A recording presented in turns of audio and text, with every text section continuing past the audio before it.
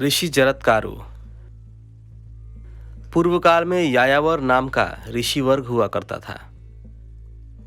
उस वंश में अब एक ही पुत्र हुआ, नाम था जरत्कारु।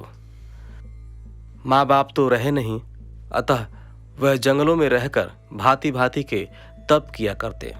हजारों वर्ष तप किया, फल फूल पत्ते खाकर निर्वाह किया। शरीर बहुत ही क्षीण हो गया। वन में घूम रहे थे कि उन्हें एक सूखे हुए कुएं से दुखी जनों की आवाजें आती सुनाई दी। वह ठिठके उधर गए। कुछ व्यक्ति कुएं में सूखी घास को पकड़कर उल्टे लटके हुए थे।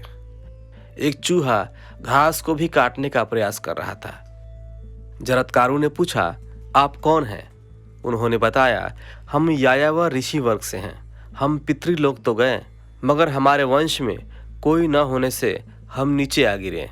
केवल एक संतान है जिसका नाम है जरत्कारु। वह भी विवाह नहीं कर रहा, अपना वंश आगे नहीं बढ़ा रहा, इसलिए हमारी यह गति हो रही है। ऋषि जरत्कारु ने अपना परिचय देते हुए कहा, मैं ही आपका वंशज हूँ। मेरे कारण आपकी दुर्गति हो रही है, इसका मुझे दुख है। मैं आपका यायावर ऋषि वंश तो चला लूँ, मगर मेरे योग्य कोई ब्राह्मण कन्या तो मिले जो मेरे ही नाम वाली हो।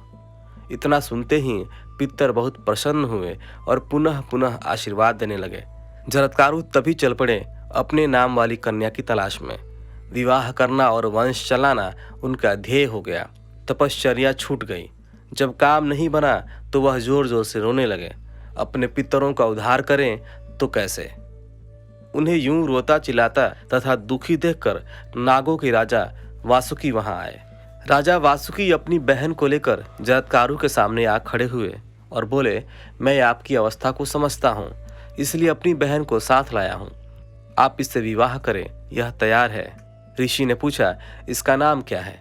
इसे सुनते ही वासुकी ने कहा, कन्या का नाम है जरत्कारु। तब ऋषि जरत्कारु ने कहा, नागराज, मैं भी तैयार हूँ। मैं विवाह करने के पश्चात तब तक इस कन्या के साथ रहूंगा जब तक इसका आचरण पूरी तरह मेरे अनुरूप न हो जाए, वरना मैं इसे त्याग कर चला जाऊंगा।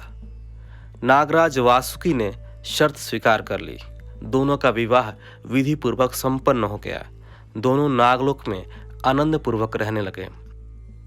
नाग कन्या ने कुछ ही समय में गर्भ धारण कर लिया। एक दिन ऋषि अपनी पत्नी की गोद में सिर रखकर सो रहे थे। सूर्यास्त होने का समय हो गया। पत्नी ने उन्हें जगाकर उन्हें अपने धर्म का पालन करने को कहा। वह चीख उठे, नागकन्या, तूने मेरे आराम में खलल डाला। यूं जगाकर मेरा अपमान किया है। मैं नियमित सूर्य भगवान को अर्घ्य देता हूँ। तुझे जान लेना चाहिए था कि मेरा अर्घ्य ग्रहण किए बिना सूर्य अस्त नहीं हो सकते। तूने मुझे जगाकर प्रतिज्ञा तोड़ दी है, अतः मैं तुम्हारे पास नहीं रहूंगा। मैं अपनी शर्त पर अटल हूँ।